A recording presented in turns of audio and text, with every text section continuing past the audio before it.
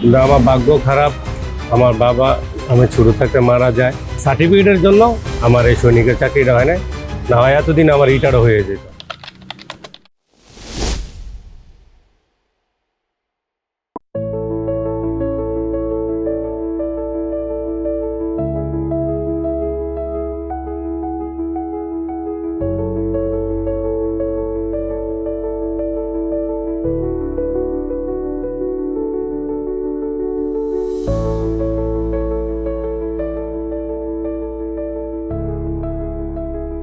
সমাজের নানা শ্রেণী পেশার মানুষদের নিয়ে আয়োজিত বিডিএন 71 এর বিশেষ অনুষ্ঠান সাওয়া পাওয়ায় আপনাদের স্বাগত।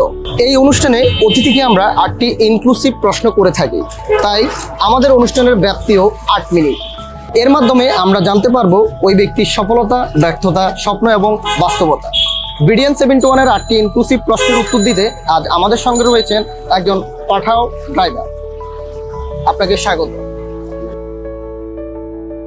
আপনার জন্য প্রথম প্রশ্ন, আপনার জীবনে কি হবার ইচ্ছে ছিল? ইচ্ছা ছিল যে আমি সেনাবাহিনী চাকরি করব, কিন্তু আমার ভাগ্য খারাপ, আমার বাবা আমি ছোট থাকতে মারা যায়।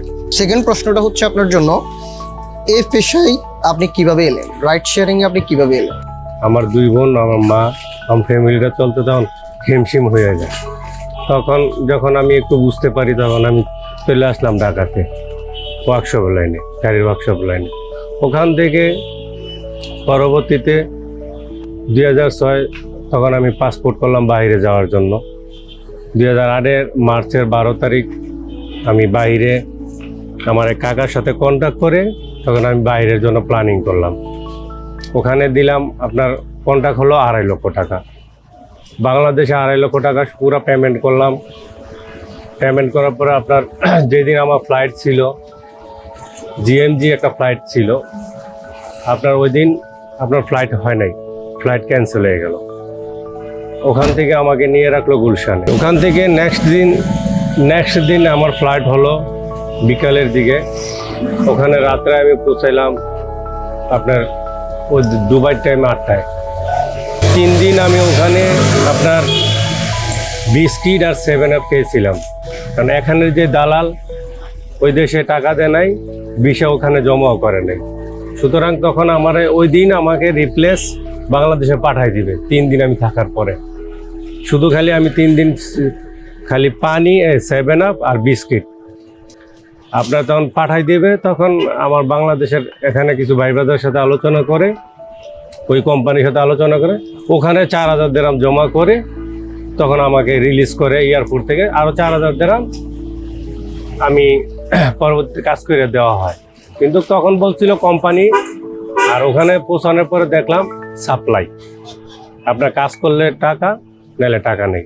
আর সাপ্লাই বলতে কি, রুম নিজের ছিল, খাবার নিজের ছিল, ড্রেস মানে ইউনিফর্ম এভরিথিং যা ছিল সব নিজের ছিল। কোম্পানি কোনো কিছু ছিল না, জাস্ট কোম্পানির নামের কোম্পানি ছিল। কোম্পানি আমাদের সাপ্লাই দিত অন্য কোথাও দিলে, ওখান থেকে স্যালারি আসলে আমাদের 2 মাস 15 দিন পর পর আমাদের স্যালারি দিত, আবার কাজ না থাকলে আমাদের কাটতো। আমি যখন বাইরের থেকে আসি, আমি এবার যাওয়ার প্ল্যানিং ছিল, যখন টিকিটের রেটটা এত হাই লেভেলের ছিল তখন আমার কাছে ওই অ্যাবিলিটি ছিল না আমি যাওয়ার মতন।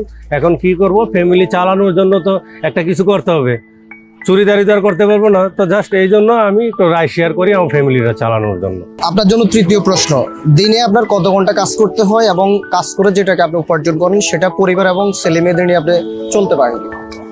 অ্যাকচুয়ালি আমি সকালবেলা বের হই, আমার কাজের মধ্যে কোনো আলিশতা নাই। আমার যতক্ষণে ভালো লাগে আমি ততক্ষণে কাজ করি, আর যা টাকা উপার্জন করি তাই আমার ফ্যামিলি নিয়ে আমি চলাফেরা করি।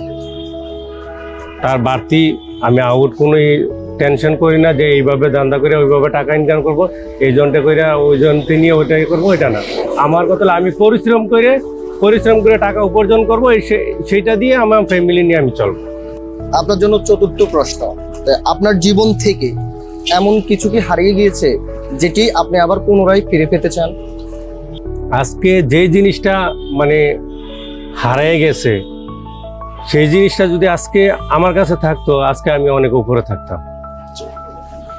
কোন জিনিস? আমার বাবার যে মুক্তিযোদ্ধা সার্টিফিকেটটা, আমার বাবা তো আমি যখন ছোট ছিলাম আমার খালি আমার বাবার ফেসটা মনে নেই, খালি মনে ছিল এটা মনে আছে বাবা যেদিন মারা যায় প্রচণ্ড বৃষ্টি ছিল, এইটা মনে আছে। আর বাবার যে মুক্তিযোদ্ধার যে সার্টিফিকেটটা যাকে দিছে সে আমাদের আর রিপ্লেস করা হয় নাই, আর ওনার নামটাও আমি আর বলতে চাই না। আর যদি ওইটা থাকতো তো আজকে আমি 2000-এ আমি সেনাবাহিনীতে করছিলাম, দাঁড়াইছিলাম, সব কিছু আমার ওকে হয়ে গেছিলো।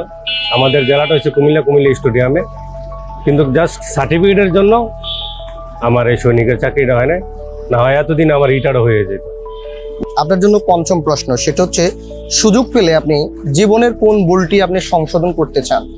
আমি যেটি ভুল করে ফেলাইছি তো ফেলাইছি, আমার যে ছেলে সন্তান যে আসবে এগুলা আমি যে ভুলগুলো করছি ওরা যেহেতু এই ভুলটা না করতে পারে আমি সেইটা চেষ্টা করব।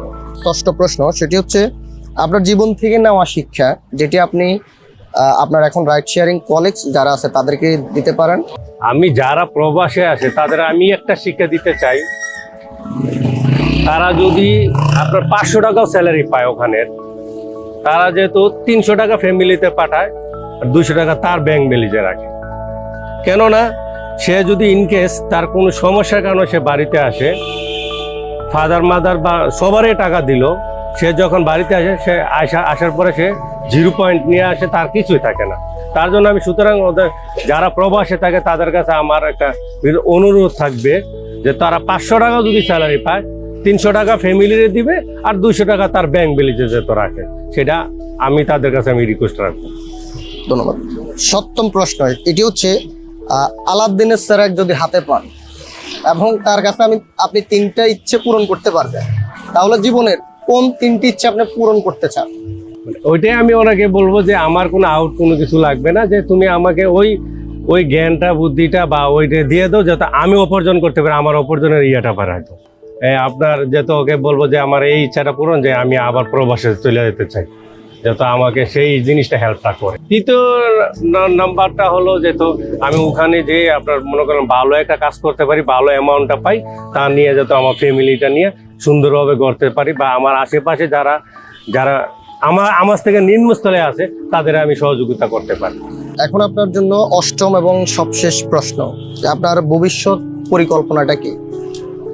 ভবিষ্যৎ পরিকল্পনাটা হলো আমার কাছে তো এখন বর্তমানে কোনো ব্যাংক ব্যালেন্স নাই, যদি আমার কাছে এমন ব্যাংক ব্যালেন্স যদি উপরওয়ালা কখনো আমাকে দে, মানে আমার গ্রাম অঞ্চলে বা আমার আশেপাশে যারা আমার থেকে আরো নিম্নস্থলে আছে তাদের আমি সবসময় দেবো, তাদের উপর করব, বা যাদের ঘর নেই তাদের ঘর বানায় দেবো, বা ওইটাই আমার পরিকল্পনা।